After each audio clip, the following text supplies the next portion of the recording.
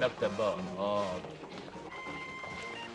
حتى القرشين راحوا مع الفلوس، كل حاجه راحت،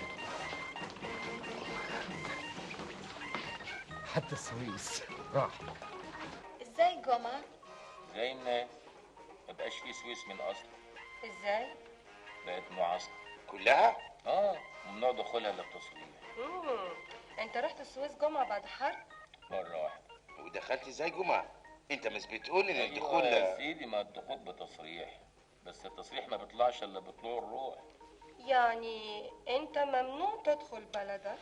اصل العبارة مش السويس وبس، مش فيه طريق صحراوي. الطريق الصحراوي ده كمان كله جيش وعساكر ومدافع ورادارات وصواريخ. جمعة انت زعلان؟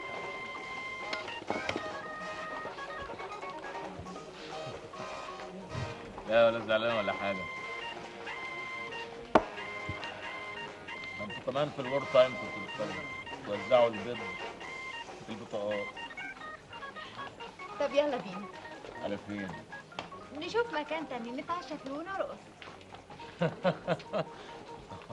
طب العشاء الرقص هنعمل فيه ايه؟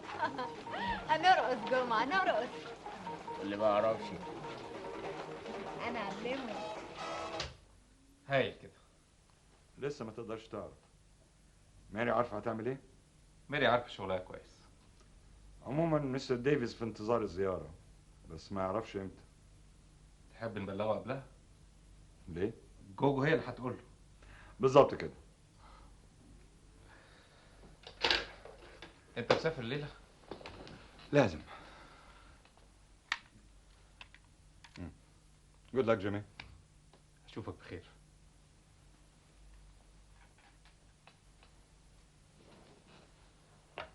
جورج. Yes, Mr. Jimmy. Have they left? Yes, boss. Thank you. مين؟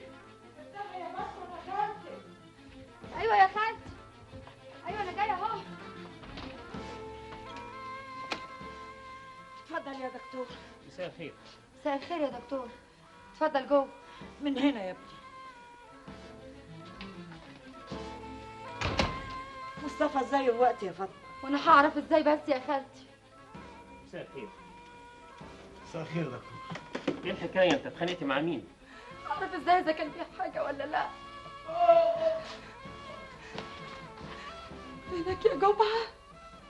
فينك دلوقتي؟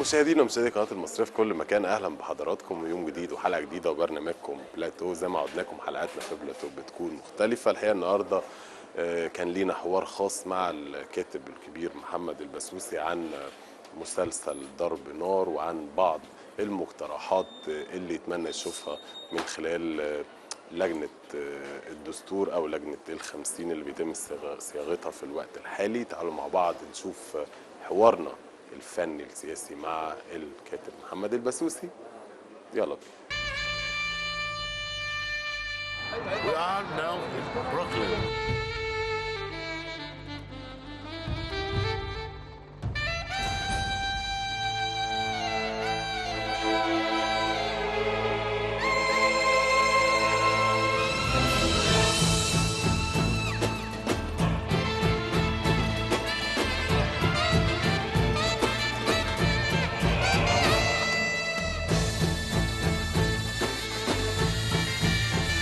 تصور من تجربة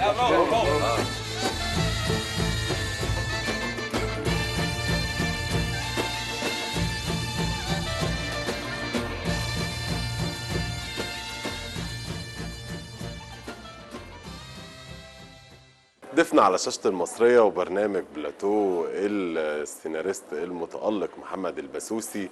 اهلا بيك معانا النهارده على شاشة المصرية وبرنامج بلاتو ومنورنا، والف الف مبروك كل اعمالك الجميلة، اخرهم كان نور مريم ودلوقتي على جسد امرأة. اهلا بيك. اخبار على جسد امرأة ايه؟ هو في مرحلة الكتابة لسه، يعني انا بكتبه، وهو موضوع يعني موضوع غريب جدا، ان انت احيانا بتبحث، انا ككاتب دايما بدور على كل ما هو جديد. فانا فعلا بقالي فتره عمال بعد ما خلصت المسلسل اللي احنا بنحضره ان شاء الله وداخلينه السنه دي اللي هو مسلسل ضرب نار، كنت بدور هعمل ايه جديد بعد كده.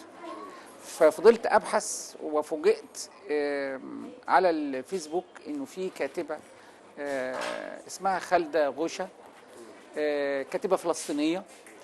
انا فوجئت باللي بتكتبه على صفحتها، فهي شدتني جدا بالفلسفه الموجوده في كل الجمل اللي هي بتكتبها وفي موضوعاتها اللي بتطرحها للمناقشه، ودايما بتعمل على اعلاء الكلمه وتشغيل عقل القارئ اللي بيقرا لها. فاثرتني جدا، فبعت لها قلت لها اللي بيكتب الكلام ده لازم يكون عنده ملكه انه يبقى متمكن في الدراما. انا ما كنتش اعرف حقيقي، وده يمكن تقصير مني يعني، او تقصير من حاجات كتير الواحد ما بقاش حاطط عارف كل الناس اللي بتكتب وكده نتيجه للظروف اللي احنا فيها كلنا. ففوجئت ان قالت لي لا انا كاتبه روايه وكاتبه روايه تانية. قلت لها من فضلك ابعتيهم لي. فبعتت لي الروايتين اللي هي كاتباهم مع كتاباتها اللي هي خفايا الحياه، عامله حاجات فلسفيه جميله قوي، بتتكلم في الحياه وفي الموت وفي علاقه الجسد بالروح بالنفس. فدايما عارف بتاخد القارئ لعالم تاني يعني.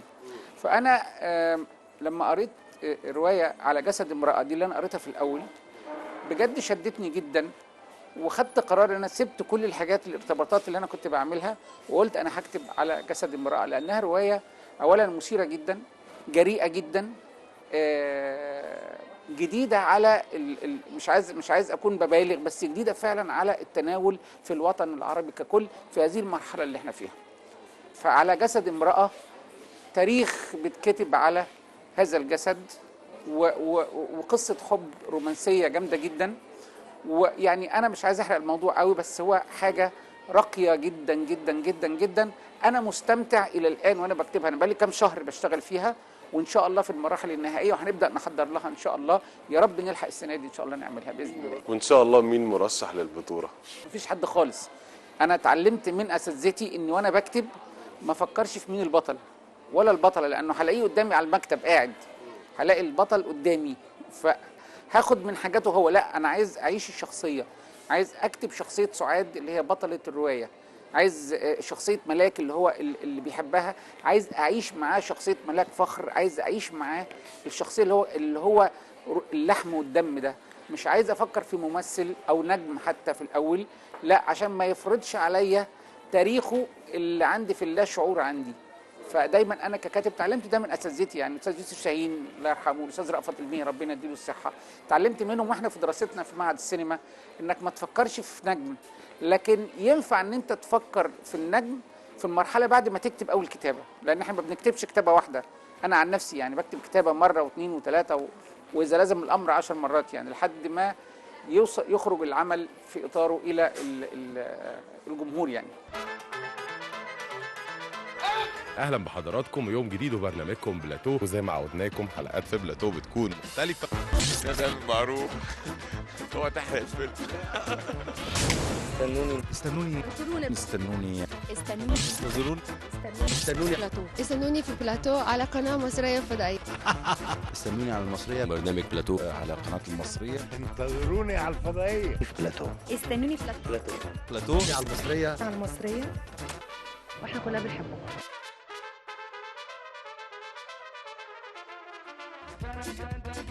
يعني السنه دي ان شاء الله اللي هيتم تصويره ضرب نار، اخباره ايه بقى معاك؟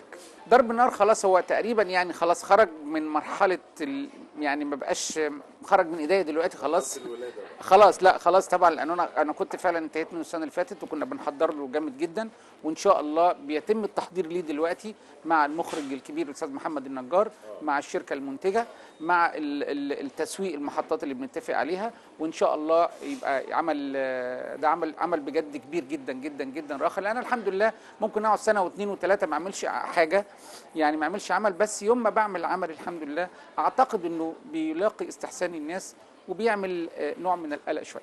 طب لو اتكلمنا اكتر عن موضوع ضرب نار يعني باستفاضه كده، او تدينا نبذه عنه، موضوع عامل ايه؟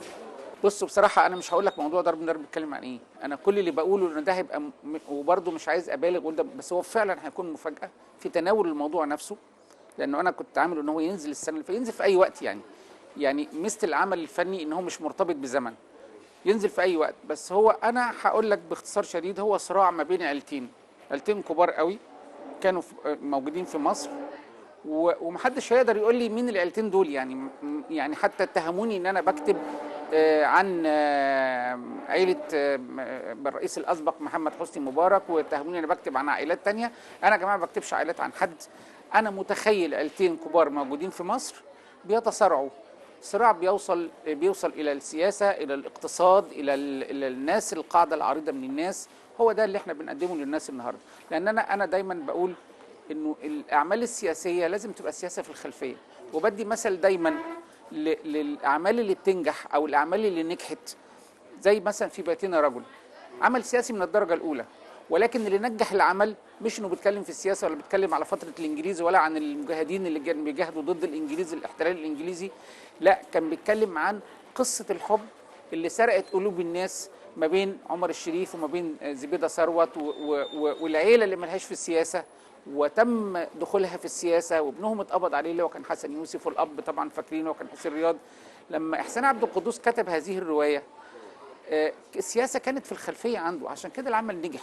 انما انا لما اقعد اتكلم في اعمال سياسيه والسياسه بتتغير ما بين الوقت والتاني، فلازم اللي بيبقى ماشي بيكتب في السياسه ده في الدراما بالذات لازم يكون زي اللي ماشي على الحبل بالظبط.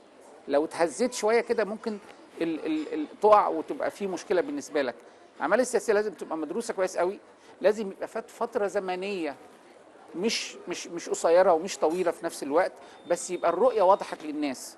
يعني كل الاعمال اللي كتبت عن الثوره في وقتها، وكل الاعمال اللي اتعملت عن حرب اكتوبر، الى الان ما فيش فيلم اتعمل عن حرب اكتوبر، عمالين نعمل حجه التكلفه وحجه كذا وحجه كذا. عن الثوره نفس الحكايه، في مسلسلات اتعملت وكان فيها اقحام للثوره، والناس تكشفت بعد كده حقائق بتنفي اعمالهم الدراميه اللي اتعملت. فاذا الدراما مش دورها ان انا اعالج ازمه وقتيه، الدراما دورها، وده اللي خلى الدراما اليونانيه عايشه لحد النهارده اكتر من اي دراما موجوده في العالم، انه كان بيتكلم عن صراع ازلي مش هيموت، عن الغيره، عن الحب، عن العشق، عن كذا عن كذا. فكل ده اللي خلى القيم الموجوده، القيم الانسانيه اللي هتفضل موجوده منذ خلق الانسان الى ان ينتهي الكون. يعني انتظروني على شاشه المصريه في بلاتو. استنوني على المصريه في برنامج بلاتو. استنوني على الفضائيه المصريه. استنوني على المصريه برنامج بلاتو. نيكول صابر. استنوني على الفضائيه المصريه وبرنامج بلاتو. يوسف. استنوني على الفضائيه المصريه في برنامج بلاتو. جمال سليم.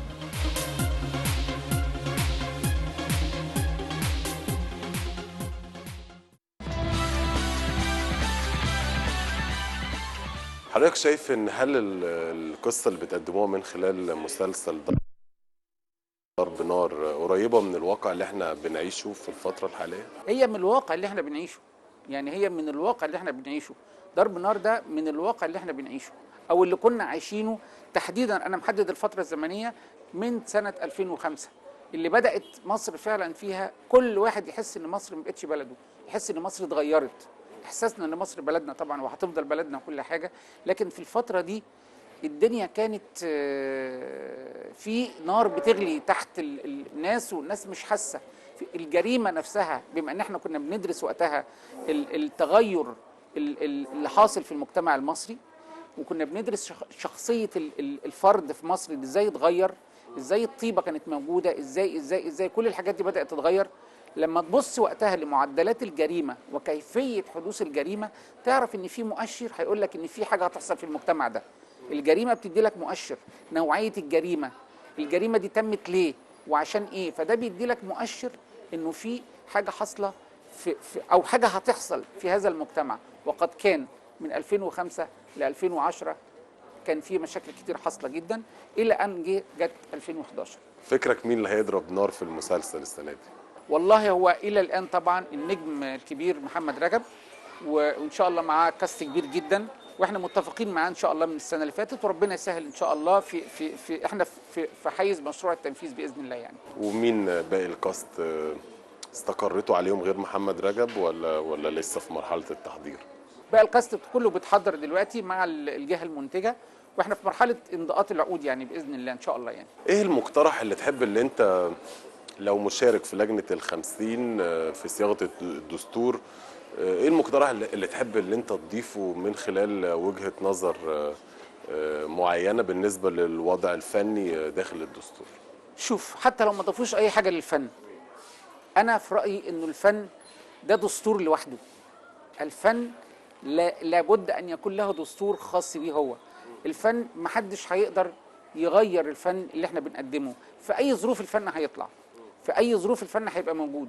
الفن طلع، وكانت اعظم الاعمال اللي كانت بتطلع هروبا من الرقابه، لما كانت الرقابه بتبقى جامده جدا وشديده قوي، كانت الاعمال بتطلع اعمال عظيمه جدا جدا جدا، لانه كان الفنان بيلجا الى الرمز ويلجا الى عصور تانية، بس الناس كانت بتبقى على وعي كبير قوي باللي حاصل. فالفن انا مش قلقان على الفن، حتى في وجود الاخوان المسلمين او في حكم الاخوان السنه اللي قعدنا فيها كنت بقول هذا الكلام، ان احنا مش هنخاف على الفن.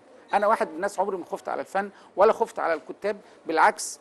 الرئيس اللي هيجي، اي رئيس عليه ان يعلم تماما، او اي حكومه هتيجي عليها ان تعلم تماما ان الفن هذه القوى الناعمه هي اهم حاجه موجوده ممكن تحرك الشعب. تحرك الشعب بالفن. الامه اللي بلا فن وبلا ثقافه ليس لها وجود على الخريطه. فانت لما تقدم الثقافه بتاعتك وتقدم فنك، انا اعرف ازاي المجتمع ده راقي من السينما اللي بيقدمها، من الاعمال التلفزيونيه اللي بيقدمها، من الاغنيه اللي بتتقدم. لما احنا نيجي نقول الاغنيه المصريه النهارده بقى فيها هبوط وبقى فيها كذا، والافلام المصريه بقى فيها كذا، وبعض الاعمال الفنيه اللي بقى فيها كذا، هتلاقي كل ده موجود في الكوره، هتلاقي كل ده موجود في ده. فده بيأثر على المجتمع اللي انت عايش فيه، وبتعرف ان المجتمع بتاعك فيه خلل. حينما تهتز الصوره الفنيه تأكد ان هناك خلل موجود في المجتمع نفسه، لانه الفن زي ما تعلمنا وزي ما اللي صنعوا الفن قالوا ان الفن مرآة للمجتمع. الفن بيعكس واقع، ولكن علينا ان احنا الناس اللي بتحترم فنها وبتحترم شغلها لا تنساق. في واحد بيقف مكان يقول انا مش هنساق في هذه الموجه الموجوده، مش هعمل اغاني هابطه، مش هعمل مسلسل هابط، مش هعمل فيلم هابط. ولذلك انت تستعجب لما تلاقي اسماء كبيره زي الاستاذ داوود عبد السيد ما بيشتغلش، بقاله كام سنه قاعد ما بيشتغلش.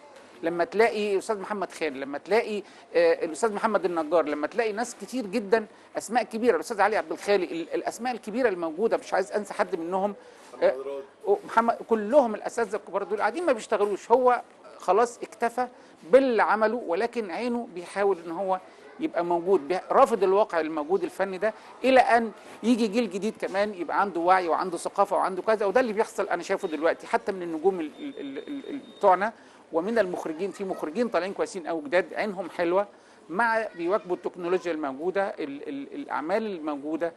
يعني ده بيدي قيمه للفن. فالفن اختصارا لده كله انا مش قلقان عليه، ولا عايز حتى يعني رحنا وقعدنا والناس قعدوا اتكلموا اللي راحوا تم اختيارهم في لجنه ال50 عشان يقولوا رايهم في الدستور او يشوفوا الفن هيبقى ازاي موجود في الدستور. انا بقول يا جماعه انا في كل الاحوال انا لم اقلق ولن اقلق على الفن في وجود اي حاجه موجوده في المجتمع بتاعنا.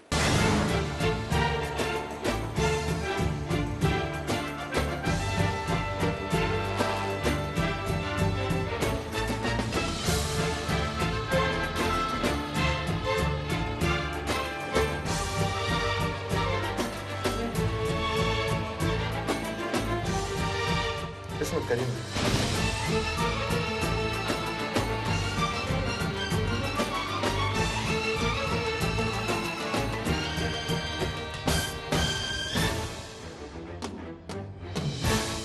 انت واخد السنه من اولها على الحمل كده ليه؟ المصرية دي بيتي. ده ولد. حضرتك مع الرقابة ولا ضد وجود الرقابة؟ وإيه رأيك في استخدام الألفاظ البذيئة اللي تم استخدامها السنة دي في الأعمال الدرامية في رمضان؟ أنا بالنسبة لي الرقابة أنا بعتبرها إثبات حق. طول عمري بعتبر الرقابة إثبات حق، لأنه أنا بكتب الفيلم لما كنت بعمل سينما بكتب الفيلم 5 6 7 8 مرات، فاللي بيبقى موجود في الرقابة مش هو اللي أنا بصوره، وهم بيبقوا عارفين كده كويس، لأنه أنا من حق إن أنا أجود وأغير وأشيل وأحط والكلام ده كله. فهو أنا مش بقدم عمل عشان يتوافق لي عليه ويتختم عليه بالختم وأنفذه زي ما هو موجود. أنا ما ببقاش فنان. الفن ده يبقى بالنسبة لي لا، الفنان ده لازم طول ما انا بشتغل، طول ما العمل لسه ما تنفذش، لازم اجود فيه وابص فيه تاني ونقعد نعمل جلسات العمل ونعيد ونزيد في الموضوع.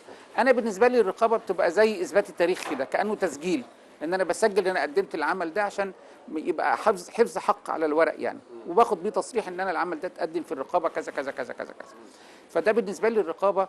وجود رقابه عدم وجود رقابه ما تفرقش مع الفنان اللي بجد، لانه الفنان اللي بجد مش هقول لك كلام بقى كليشيهات وكلام كبير قوي، الفنان اللي بجد هو جواه رقيب على نفسه اولا وعلى فنه، بس حينما يكتب هو مش حاسس ان في رقابه، لانه لو حاسس ان في رقابه فوقه مش هيكتب، او فوق دماغه مش هيعرف يكتب حاجه، هيقف القلم في ايده، هيقف المخرج مش هيعرف يبدع لو حس ان في حد رقيب عليه. بالنسبه للالفاظ الموجوده، طبعا احنا السنه اللي فاتت كان في استياء شديد جدا من الناس لما شافوا بعض المسلسلات، يعني انا مش حابب اذكر اسمائها لانه يعني برضو زملاء ليهم وجهه نظر من حقه، ده حاجه يعني ده حاجه ترجع لك انت، بس انا شايف انه يعني في بعض الاعمال كانت مش هقول يعني بعض مؤلفينها او المؤلفين بتوع الاعمال دي قالوا انه الشخصيه الدراميه لازم بتنطق كده لانها متربيه في بيئه كذا، فده شيء طبيعي انه طالع من الشخصيه والكلام ده كله. شوف معادل موضوعي، يعني انت شوف معادل موضوعي تاني للجمله اللي انتوا تاثرتوا للاسف الشديد بالدبلجه التركي، للدبلجه العربي للمسلسلات التركي، كانوا بيقولوا فيها الفاظ يعني واضحه، فيها سب واضح لبعضهم، فبالتالي المؤلفين حاولوا ان هم يقلدوا هذا الدبلاج اللي موجود، الصوت اللي متركب على يمكن اول مره حد يقول لك الكلام ده، لان انا بقعد ادرس الحاجات دي واقعد اشوف هنا بيقولوا الفاظ ازاي وهنا بيقولوا الفاظ ازاي، فلقيت في مسلسل بيقول نفس الالفاظ اللي بتتقال في الدبلجه اللي موجوده في المسلسلات التركي اللي هي بالصوت العربي يعني، فبالتالي حاولوا يقلدوا ده، بس كان زياده، يعني كان زياده. فبالتالي انت لما تيجي تعبر عن شخصيه شوف معادل موضوعي، لانه ده كلام يعني بيخش البيت والناس بتبقى قاعده بتسمع، وفي تنشئه جيل. انت حينما تهون على نفسك صدقني بتهون عليك الاخرين، والاخر انت بالنسبه له بتبقى ولا حاجه. لما تيجي تبص، وهتكلم في نقطه تاريخيه مهمه قوي، احنا ثقافتنا اتعلمناها ازاي والعرب اتعلموا الثقافه مننا ازاي؟ من السينما. 100 سنه سينما واكثر من 100 سنه سينما، 105 سنه تقريبا سينما. اتعلموا العرب كلهم كاخواتنا العرب، اتعلموا مننا فن المعامله وفن الذوق وفن الادب وفن الاخلاق وفن الحفاظ على الاسره، ويعني ايه ويعني ايه اب ويعني ايه اخ كبير ويعني ايه كذا ويعني ايه كذا. فكان في القيم دي كلها كانت موجوده في الافلام اللي هي الابيض واسود، اللي الناس النهارده بعض الناس النهارده بتقعد مش عاجبينهم الاداء التمثيلي ومش عاجبهم تناول الموضوعات والكلام ده كله. في هذه المرحله علمت اجيال كامله في المنطقه العربيه كلها معنى القيم اللي موجوده في الاديان كلها. فبالتالي انت النهارده لما بتيجي بتقدم اعمال والناس بتشوفك انت بهذا الشكل وبهذا السوق وبهذا، فهو بيعرف ان انت ما بقتش زي زمان، انت عندك مشاكل، فهو انت بالنسبه له ما بقتش ولا حاجه، يعني انت بالنسبه له بقيت خلاص انت هين على نفسك، فبالتالي هو مش هيحافظ عليك. عشان كده الناس بتستعجب تقول لك الله، هو اللي حصل لمصر ايه في بعض الدول العربيه؟ ازاي بيتجرأوا على مصر بهذا الشكل؟ انت تجرأت على نفسك، وفي ناس اتربت للاسف الشديد على ان هم يتجرأوا على البلد ويتجرأوا على الرموز الوطنيه اللي في البلد، وما يعرفوش ان دي بتبقى مخططات واستهداف ان انت بتوقع نظم موجوده لما بتهين الرمز بتاعك.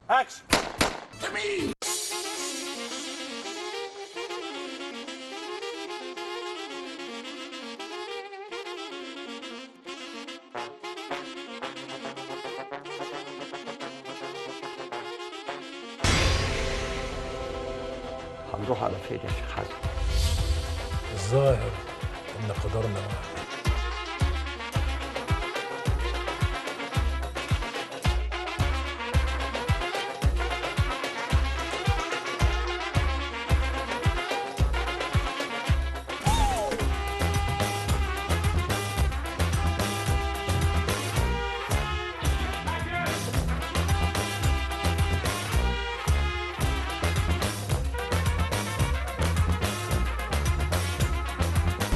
النهارده مفيش حكومه. انا الحكومه.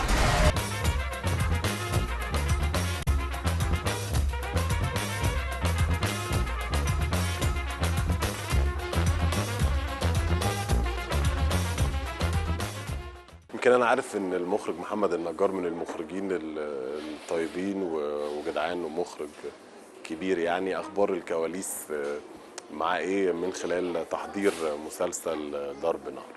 لا النجار ده حد جميل جدا. انا بص احنا اصحاب انا والنجار اكتر من 15 سنه مثلا، بنتقابل في المصيف سوا، بيجي لي البيت، بروح له البيت بعزومات، بنقعد بنتكلم على المستوى الاسري، اصحاب وكل حاجه، ولكن ما اشتغلناش مع بعض خالص. كان يجي ظروف هو يبقى مشغول، انا بكون بحضر عمل، انا مسافر، هو بيحضر فيلم، انا بحضر مسلسل كده.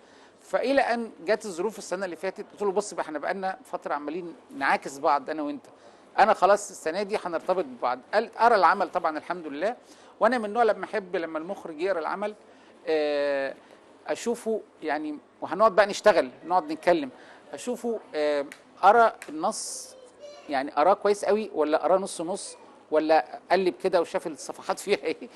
فانا قاعد معاه، فانا فاكر اليوم ده كنا تقريبا بنتكلم في حاجه، فانا بقول له لا ده المشهد ده مش كده، فقال لي لا المشهد ده موجود في الحلقه الخامسه في صفحه كذا رقم كذا ما بين فلان وفلان بيقولوا كذا. قلت له الله ده انت قاري كويس بقى، فراح ضاحك طبعا وعرفنا. قلت له لا بص اصل ده انا تيست بعمله لاي مخرج، بقعد معاه بشوفه قرا النص الاول ولا ما قراهوش. مش زي المخرج صاحبنا اياه. لا في مخرجين للاسف الشديد بتدخل ما بتبقاش يعني مش فاهم روح النص ايه.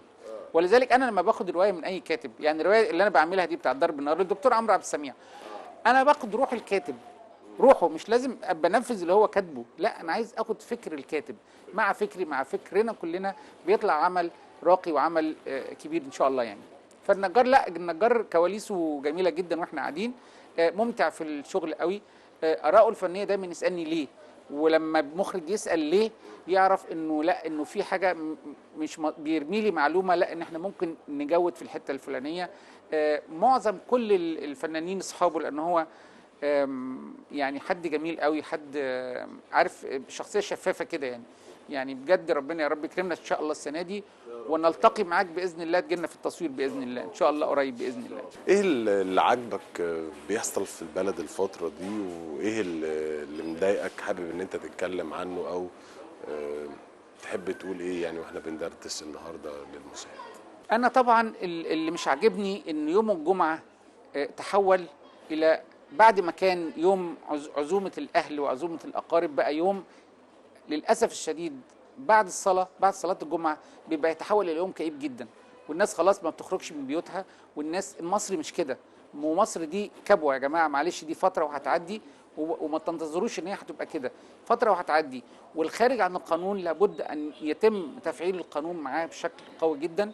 واحنا في الاول وفي الاخر مصريين، انا لست مع المصالحه ولست مع الكلام ده كله، انا مع اللي بيغلط ياخد جزاؤه، سواء كان اخوان ليبرالي الاسماء اللي احنا الناس كلها بدات تتكلم فيها دي، احنا في الاول وفي الاخر حتى والله سواقين الميكروباص رغم ان هم عاملين ازمه في البلد، لكن في نفس الوقت الزحمه بقت في كل الاماكن، والتكدسات اللي احنا عايشينها النهارده لازم يشوفوا لها حل، لازم تشاف حل للاوقات دي، يعني قسموها. يعني مثلا انا مره كنت في المانيا الساعه 7 الصبح واقف في الاوتيل، واحنا كنا بنصور مسلسل رجالي كاسكندريه، فبشوف حركه الشارع.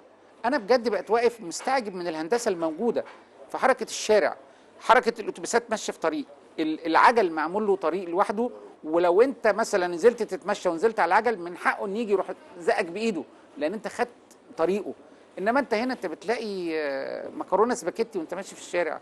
فاتمنى طبعا انه الفكر الناس يتغير، الامن بتاع مصر يرجع تاني بلد امن وامان زي ما كنا احنا بنحلم بيها وكنا بنتفاخر قدام العالم كله انه مصر تمشي فيها في اي وقت. النهارده للاسف الشديد بقينا زي كتير من الدول او زي الولايات اللي موجوده في امريكا وبعض الدول الاوروبيه الموجود ان في مناطق ما تقدرش تدخل فيها بعد الساعه 8 بالليل، لما الدنيا تضلم خلاص ما ينفعش ان انت تمشي فيها لانه انت عارف ايه اللي ممكن يحصل فيها. فده اللي انا اتمناه يعني. نورتنا النهارده وانا سعيد جدا بوجودك معانا النهارده، وان شاء الله دايما نقابلك في كل اعمالك الناجحه الجميله، والف الف مبروك ضرب نار وعلى جسد امرأة. ميرسي يا فندم. ميرسي ربنا يخليك.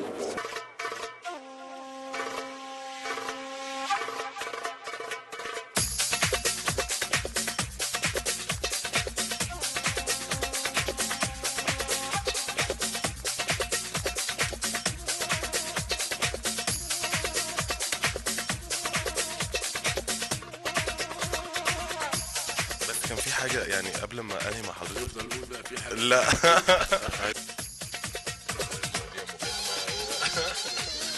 طب تعالى بقى نكمل معاهم بقى. كل سنة وانتم طيبين مشاهدي الفضائية المصرية وبلاتو محمد سماحي وكل اللي موجودين واللي بيصور واللي قاعد عمال يبص لي حاجات غريبة. بشكركم على الزيارة الجميلة دي. انا مذيع بطل برضه، خلي بالك الدور الجاي هتلاقيه حلقه اقرع ان شاء الله. اصحى بقى وبلاش تصدق. ايوه لا لا لا لا لا. برنامج شيق جدا، برنامج يعني ومننا فيه. استنوني على المصرية في برنامج بلاتو مع محمد سماحي.